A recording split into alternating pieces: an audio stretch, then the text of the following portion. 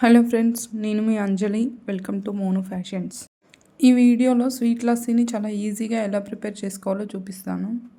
మీరు కనుక నా ఛానల్ని ఫస్ట్ టైం చూస్తున్నట్లయితే సబ్స్క్రైబ్ చేసుకోండి, పక్కనే ఉన్న బెల్ ఐకాన్ని ప్రెస్ చేయండి. స్వీట్ లస్సీ ఎలా ప్రిపేర్ చేయాలో చూసేద్దాం. ఒక మిక్సీ జార్ కానీ జ్యూస్ జార్ కానీ తీసుకొని అందులో ఒక కప్పు కర్డ్ వేసుకొని అందులో 2 టేబుల్ స్పూన్ల షుగర్, కొంచెం సాల్ట్, ఇలాచీ పౌడర్ వేసుకోవాలి.